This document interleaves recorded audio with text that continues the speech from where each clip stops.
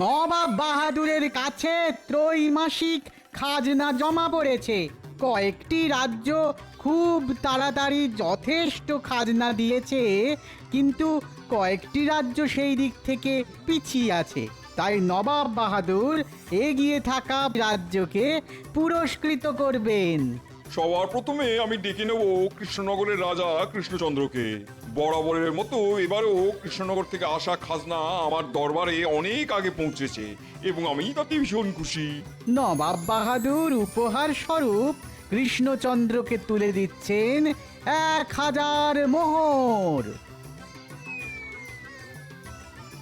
সাবাস কৃষ্ণচন্দ্র, তোমার রাজ্যে এত ভালো ফলন, এত ভালো মৎস্য চাষ, উন্নয়নে আমি খুশি। এই নাও তোমার পুরস্কার। ধন্যবাদ ধন্যবাদ জাহাঁপনা, ধন্যবাদ। মহারাজ, আপনার সম্মান মানে আমাদের রাজ্যের সম্মান।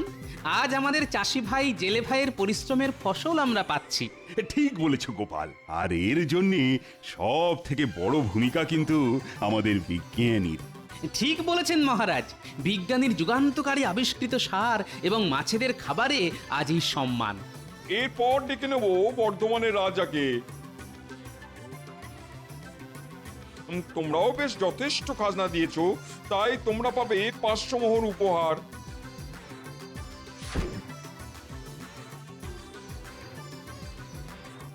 এরপর ডেকে নেব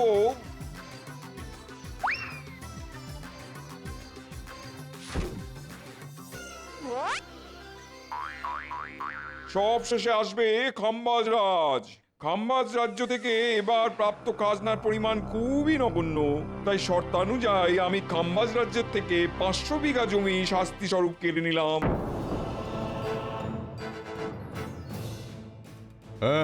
এ কি করছেন জাহাপানা? এরকম ভাবে আমার রাজ্যকে সকলের সামনে অপমানিত করবেন না। চুপ করো, শর্ত যা ছিল তাই করেছি। সারা বছরে তোমার রাজ্যে মাত্র 5 মণ ধান হয়েছে। চি চি চি চি চি চি চি চি চি।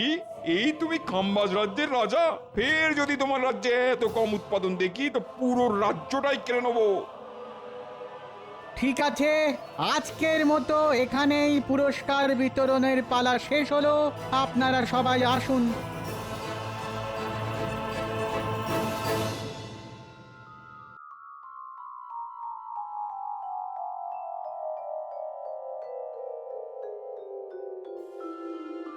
হায় হায় হায় হায় হায় হায়, আমার কি সর্বনাশ হলো! মহারাজ, এত সহজে ভেঙে পড়বেন না, আমাদেরকে ঘুরে দাঁড়াতেই হবে। কিন্তু ঘুরে দাঁড়াবো যে, তার জন্যে আমাদের তো সেরকম আবহাওয়া নয় যে যে আগামী 3 মাসের মধ্যেই মাঠে একেবারে সোনার ফসল ফলিয়ে দেব। দেখুন মহারাজ, কৃষ্ণচন্দ্রের রাজ্যের মাটি আর আমাদের রাজ্যের মাটির মধ্যে এমন কোনো আহামরি পার্থক্য নেই। তবুও কৃষ্ণচন্দ্রের রাজ্য আমাদের থেকে শতগুণে এগিয়ে। তার কারণ ওদের রাজ্যের জমিতে ব্যবহার করা সার এবং পরিচর্যা, পুকুরে দেওয়া মাছেদের খাবার, এই সব কারণেই ওই রাজ্যের উৎপাদন বেশি। তাহলে এক্ষুনি কৃষ্ণনগরের কাছে ওদের চাষ আবাদের পদ্ধতি বিস্তৃত বর্ণনা জানতে চেয়ে চিঠি লিখে পাঠাও। না মহারাজ, কৃষ্ণচন্দ্র কখনোই আমাদেরকে ওদের রাজ্যের সমৃদ্ধির গোপন রহস্য নিজে থেকে বলতে চাইবে না। তাছাড়া ছলে বলে কুশলে কৃষ্ণচন্দ্রকে রাজি করানো গেলেও মাঝে বাধা হয়ে দাঁড়াবে ওই গোপাল। তাই জন্য অন্য কোনো উপায়ে সব জানতে হবে। পেয়ে গেছি কোন মন্ত্রী।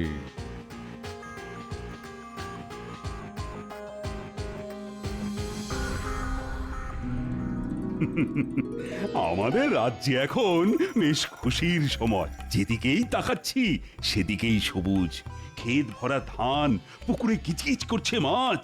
তারপর গতকাল বাংলার নবাবের কাছ থেকে সব থেকে বেশি খাজনা দেওয়ার জন্য পুরস্কারও পেয়েছি। সবই মহারাজ আপনার আশীর্বাদে। আপনার মতন প্রজাবৎসল রাজা না থাকলে আমাদের রাজ্যে এরকম উন্নতিই হতো না। গোপাল, তুমি তোমার তেল দেওয়াটা বন্ধ করো। হাটে তেলের দাম কিন্তু এখনো কমেনি। এই তোমরা একে অপরের পেছনে লাগাটা বন্ধ করো তো।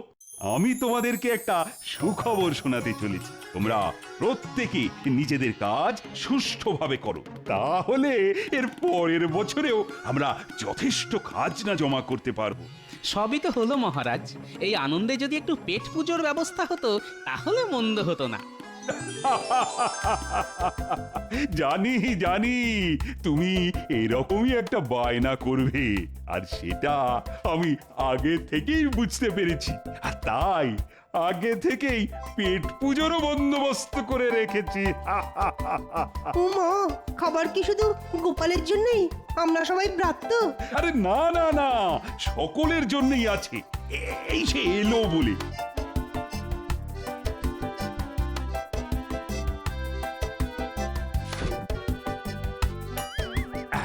তোমাদের সকলের জন্য এক হাঁড়ি করে দই আর এক হাঁড়ি করে রসগোল্লার ব্যবস্থা করেছি, তাও আবার ভোলা ময়রার দোকানের। সাধু সাধু।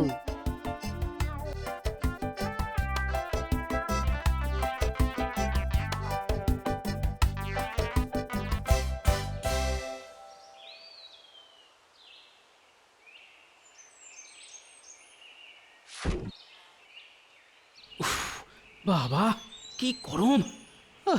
রসগোল্লা খাওয়ার জন্য মনটা কেমন আনচান আনচান করছে। এখনই কটা রসগোল্লা পেটে পুরে দিই।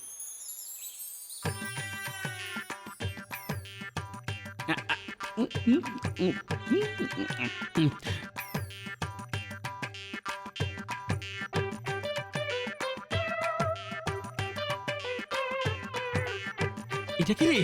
এর আগে তো আমাদের রাজ্যে কোনোদিন দেখিনি। কি জানি বাবা, কারো আত্মীয় হবে হয়তো।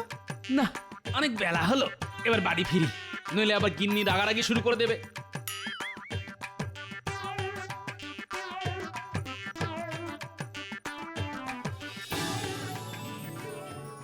ওই গো, ও গিন্নি, কোথায় গেলে গো?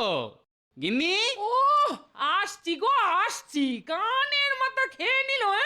এই দেখো গিন্নি কি এনেছি, দই রসগোল্লা মহারাজ দিয়েছেন। কই দেখি দেখি দেখি। ইমা, এত বড় হাঁড়িতে মোটে একটা রসগোল্লা? এই মরেছে, খিদের চোটে তো সব খেয়ে ফেলেছি। কি গো চুপ করে আছো কেন? বাকি রসগোল্লা কোথায় গেল? ইয়ে না মানে, হ্যাঁ মানে ওই পথে আস্তে আস্তে খুব খিদে পেয়েছিল তো, তাই খেয়ে ফেলেছি গিন্নি। কি তুমি এটা পারলে? ঘরে একটা জল জ্যান্ত বউ থাকতে তুমি সব কটা রসগোল্লা খেয়ে নিতে পারলে? আহ গিন্নি, সবকটা তো খাইনি। দেখো দেখো, এখনো একটা রসগোল্লা তোমার জন্য আছে গিন্নি। ওটাও আমার জন্য রাখার কি দরকার ছিল শুনি? তুমি নিজেই তো খেয়ে নিতে পারতে। এই দেখো, রাগ করছো কেন? আমার আমার মান তো শোনা, রাগ করে না। গিন্নি, আমি তোমাকে ভোলার দোকানের রসগোল্লা কিনে খাওয়াবো। হ্যাঁ, রাগ করে না শোনা মনা। ও গিন্নি, কি গো? ভাল লাগে না, যাও। এই ছাড়ো। ও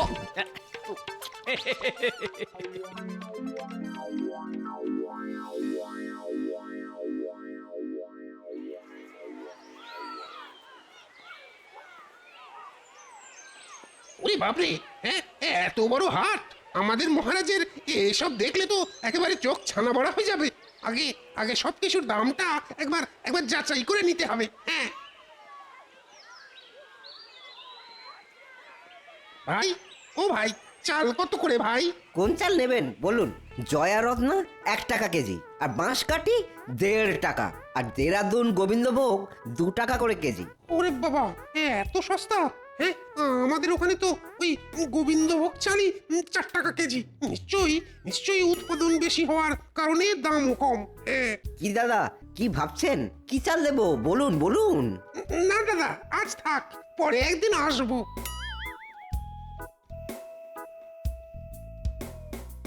রুই কাতলা শিঙ্গি সব কম দামে 1 টাকা কেজি মাত্র। নিয়ে যান নিয়ে যান নিয়ে যান। ওরে বাবা, মাছও দেখছি জলের দরে বিক্রি হচ্ছে।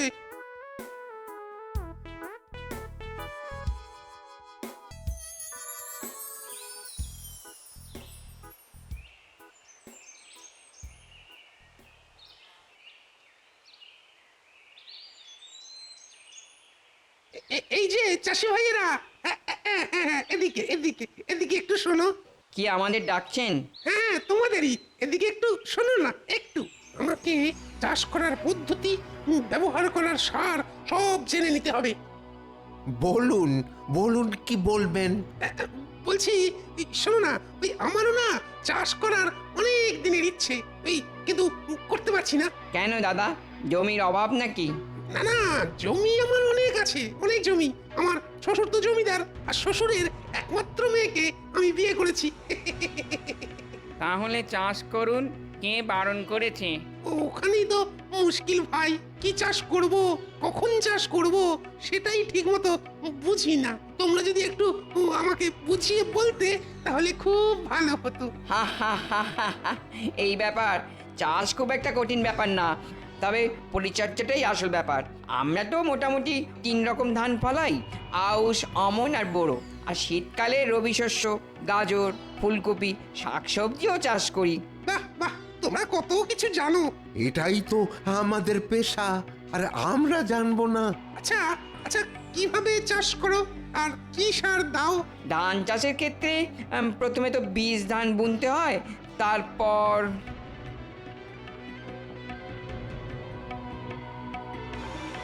বাহ বাহ, তোমাদের কাছ থেকে অনেক কিছু জানতে পারলাম। ধন্যবাদ ধন্যবাদ চাষি ভাইয়েরা। এতে এতে ধন্যবাদের কি আছে? হ্যাঁ, এবার শুধু মাছ চাষ করার পদ্ধতিটা রপ্ত করতে হবে, তারপর খাম্বাজ রাজকে সব একেবারে উগড়ে দেবো। হ্যাঁ,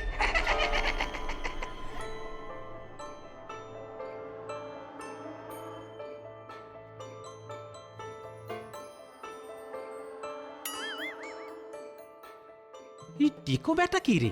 মাঝে মাঝেই রাস্তায় দেখি। যে হোক বাবা, আমায় এখন বাজার নিয়ে বাড়ি ফিরতে হবে, নইলে আবার গিন্নি অশান্তি শুরু করে দেবে।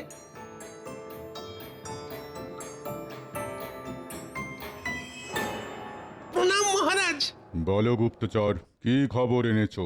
মহারাজ, আমি কৃষ্ণনগরের সব কিছু একসাথে পুঙ্খানুপুঙ্খভাবে রপ্ত করে লিখে এনেছি মহারাজ। মাছ চাষ, ধান চাষ, সব। সাবাস সাবাস গুপ্তচর, সাবাস। এবার আমাদের রাজ্য কৃষ্ণনগরের মতো ফসল ফলাবে, কৃষ্ণনগরকে টেক্কা দেবে, নবাবের হাতের পুরস্কার পাবে।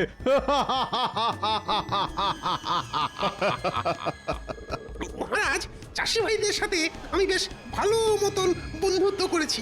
এরপর ওদের কাছ থেকে শীতকালের রবি শস্য চাষের পদ্ধতিও জেনে ফেলবো মহারাজ। সাবাস গুপ্তচর, তুমি এই টুলির মতো একেবারে কৃষ্ণনগরে সেঁটে যাও। যখন যা তথ্য পাবে তৎক্ষণাৎ আমাকে জানাবে। অবশ্যই মহারাজ, অবশ্যই, নিশ্চয়ই জানাবো। আচ্ছা ঠিক আছে, এখন এসো।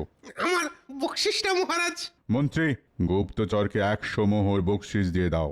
যথাজ্ঞা মহারাজ।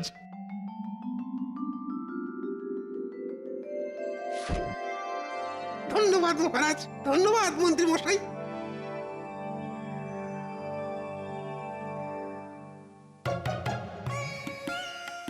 আমাদের নবাব বাহাদুরের কাছে ত্রৈমাসিক খাজনা জমা পড়েছে। প্রতিবারের মতো এবারেও কয়েকটি রাজ্য খুব তাড়াতাড়ি যথেষ্ট খাজনা দিয়েছে, কিন্তু কয়েকটি রাজ্য সেই দিক থেকে পিছিয়ে আছে। তাই নবাব বাহাদুর এগিয়ে থাকা প্রথম রাজ্য দুটিকে পুরস্কৃত করবেন। এবার সব থেকে বেশি খাজনা জমা করেছে এ কি খাম্বাজ রাজ্য? হ্যাঁ জাহাপানা, খাম্বাজ রাজ্য এবার সব থেকে বেশি খাজনা জমা দিয়েছে। সাবাস খাম্বাজ রাজ, আমি তোমার উপরে বেশ খুশি। প্রথম পুরস্কার হিসেবে 1000 মোহর তুলে দিচ্ছি খাম্বাজ রাজের হাতে।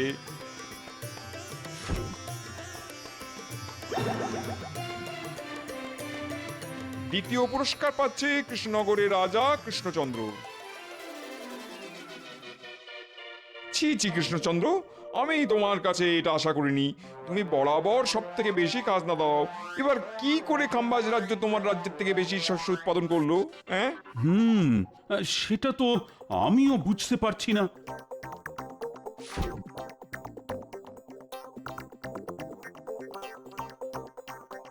আমাদের রাজ্যে বিজ্ঞানীর বানানো বিশেষ সার দিয়ে চাষিরা চাষ করে, সেই জন্য চাষও হয় প্রচুর, আর এবারেও যথেষ্ট ধান হয়েছে। তোমার দিন শেষ কৃষ্ণচন্দ্র। এবার থেকে আমার রাজ্যে সব থেকে বেশি চাষ হবে। সারা রাজ্য জুড়ে চাষ করব। তোমারই বিজ্ঞানীর বানানো পদ্ধতিতে সার ব্যবহার করব, তুমি টেরও পাবে না।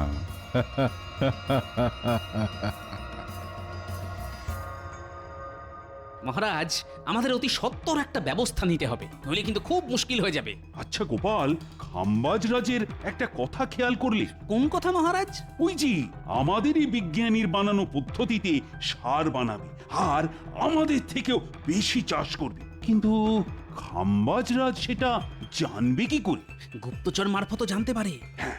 ঠিক ঠিক বলেছ গোপাল। বিজ্ঞানী কখনো সার প্রস্তুতির কথা কাউকে বলে দেবে না, ওরা নিশ্চয়ই কোনো চাষির কাছ থেকে জেনেছে। এবার কোন চাষি কাকে কি বলেছে এত বড় রাজ্যে সেটা বোঝাও মুশকিল। গোপাল, তুমি এক কাজ করো, কোনো সন্দেহভাজন কাউকে দেখলেই তাকে যাচাই করো। যথা আজ্ঞা মহারাজ।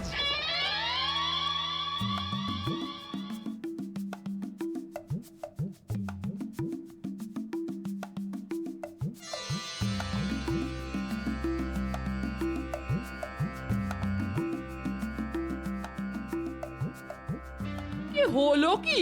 তুমি সেই বিকেল থেকে এদিক থেকে ওদিক আর ওদিক থেকে এদিক করছো। চিন্তায় গিন্নি, চিন্তায়। আমাদের রাজ্যে শনির নজর লেগেছে, বুঝলে? ইমা, ভর সন্ধেবেলা কি অলক্ষণে কথা বলছো তুমি? আরে অলক্ষণে নয় গো গিন্নি, সত্যি।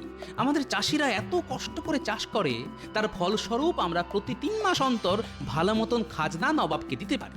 কিন্তু এখন দেখছি খাম্বাজ রাজ্য জিতে যাচ্ছে। যে খাম্বাজ রাজ্যের নাম সবার নিচে থাকতো সে হচ্ছে প্রথম। উমা গো, এ কি সর্বনেশে কাণ্ড! হ্যাঁ, সর্বনাশ বলে সর্বনাশ। উনি আবার প্রকাশ্যে একরকম হুমকি দিয়েছে, ওরা আমাদের রাজ্যের উপায়ে সার বানিয়ে চাষ করবে, কিন্তু আমরা বুঝতেও পারবো না। ওমা, সে কি গো? তার মানে নিশ্চয়ই গোপনে গোপনে গুপ্তচর এসেছে আমাদের রাজ্যে। হ্যাঁ, কিন্তু কে সেই গুপ্তচর সেটাই জানতে হবে। হলেও হতে পারে, ওই লোকটা হলেও হতে পারে। কোন লোকটা? পরে বলবো গিন্নি, পরে বলবো। এখন দুটো খেতে দাও দেখি, খুব খিদে পেয়েছে।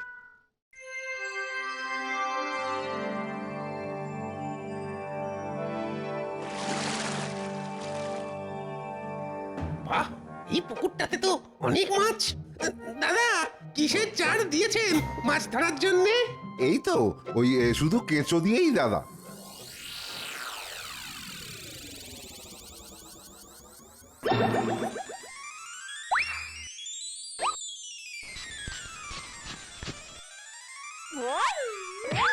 ওরে মদন, তুই কবে এলি? বুকে আয় ভাই, বুকে আয়। মদন? কে মদন? তুই আবার কে? মনে নেই? আমি আর তুই ছোটবেলায় কুম্ভ মেলায় গেছিলাম, তুই হারিয়ে গেছিলি, কান্নাকাটি করছিলি। কি যাতা বলছেন আপনি? আমি মদন টদন নয়। সে কি করে হয়? এক মুখ, এক চোখ। আরে বাবা, না না, আপনার কোথাও ভুল হচ্ছে। আমি মদন নই। আমার 14 গোষ্ঠীতে কারোর নাম মদন ছিল না। তাহলে তুই কে? আপনি আপনার নিজের কাজ করুন গিয়ে। আমি কে জেনে আপনার কি লাভ? হ্যাঁ, বেটা খুব চালাক, নিজের পরিচয় দেবে না। বেটা টাক গরম করে তবেই ছাড়ব। সবাইকে বলতে হবে একই রকম ভাবে টাক গরম করতে, তবে যদি নিজের পরিচয়টা দেয়।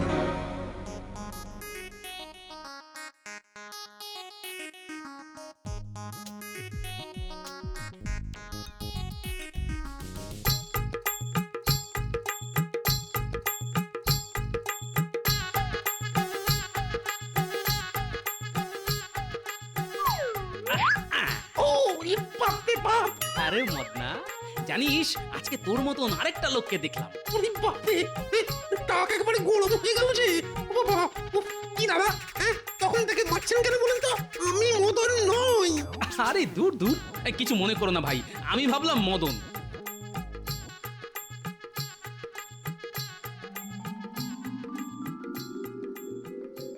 ও পুটির বাবা, এদিকে শোনো। কি বলো?